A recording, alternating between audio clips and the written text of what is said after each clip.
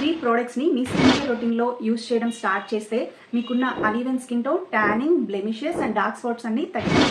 First product వచ్చేసి మీరు వీక్లో 5 days అనేది అది కూడా రాత్రిపూట ఫేస్ వాష్ చేశాక ఈ క్రీమ్ ట్యాన్ రిమూవల్ క్రీమ్ని అప్లై చేయండి.